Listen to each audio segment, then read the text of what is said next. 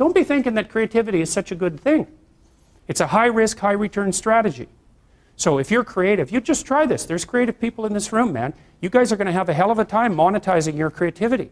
It's virtually impossible. It's really, really difficult because, first of all, let's say you make an original product. You think the world will beat a pathway to your door if you build a better mousetrap. It's like, that's complete rubbish. It isn't true in the least. If you make a good creative product, you've probably solved about 5% of your problem. Because then you have marketing, which is insanely difficult, and then you have sales, and then you have customer support, and then you have to build an organization. And you have to, if it's really novel, you have to tell people what the hell the thing is. You know, we built this future authoring program, right? And it's available for people online. So how do you market that?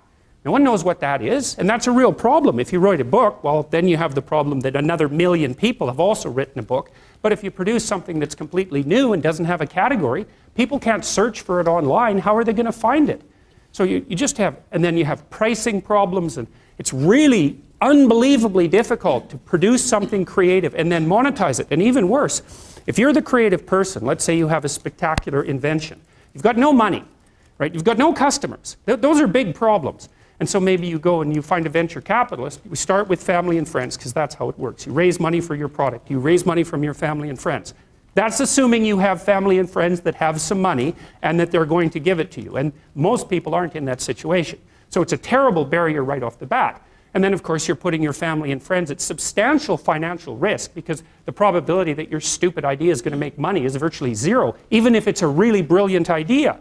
And so then let's say, well, you get past family and friends and you get venture capitalists involved because that's often the next step, or an angel investor. There's steps in building a business. Family and friends, angel investor, that's some rich guy that you've happened to meet, some man or some way who's into this sort of thing and is willing to provide you with some money to get your product off the ground. Well, how much of your product is that person going to take? Well, most of it. Most of it. And then if you get a venture, and no wonder, because you know, you don't have any money, how are you going to bargain for control over your product? He'll just say, well, do you want the money or not? And if your answer is no, then he'll go and do something else with his money. It's not like there's no shortage of things that you can do with your money. There's a million things you can do with it. So you're not in a great bargaining position. And then if you get venture capitalists involved, they'll take another big chunk, and maybe if they're not very straight with you, they'll just throw you out. Because maybe by that point in the company's development, you're nothing but a pain in the neck. Because what do you know about marketing and sales and customer service and building an organization and running a business? Like, you don't have a clue, so why do they need you? So even if you're successful at generating a new idea and you put it into a business, the probability that you, as the originator of the idea, are going to make some money from it is very, very low. So don't be thinking that creativity is something you would want to curse yourself with. Now, you know, it's not all bad because it opens up avenues of experience for creative people that aren't available to people who aren't creative. But it definitely is a high-risk, high-return strategy. You know, so the overwhelming probability is that you will fail. But a small proportion of creative people succeed spectacularly. And so it's like a lottery in some sense. You're probably going to lose. But if you don't lose, you could win big. And that keeps a lot of creative people going. But also, they don't really have much choice in it. Because if you're a creative person, you're like a fruit tree that's bearing fruit. So you don't really have, you can suppress it, but it's very bad for you. You know, the creative people I've worked with is if they're not creative, they're miserable. So they have to do it.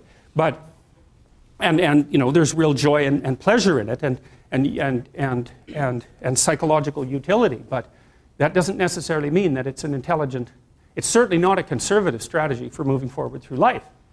So, and you know, whenever I talk to people who are creative, and you guys should listen to this because I know what I'm talking about. If you happen to be creative, if you're a songwriter or another kind of musician or an artist or any of the other number of things that you might be, find a way to make money and then practice your craft on the side because you will starve to death otherwise. Now, for some of you that won't be true, but it's a tiny minority. Your best bet is to find a job that will keep body and soul together and parse off some time that you can pursue your creative thing, because then, well, as a long-term strategy, a medium to long-term strategy, it's a better one. But it's got incredibly difficult for people, musicians for example, it's incredibly difficult for new musicians to monetize their craft, even if they're really, really good at it. So well, so anyway, so don't be, so I say, well, everyone's not creative, and everybody goes, oh, that's terrible. It's like, it's not so terrible. It's not self-evident that you would curse someone with high levels of creativity.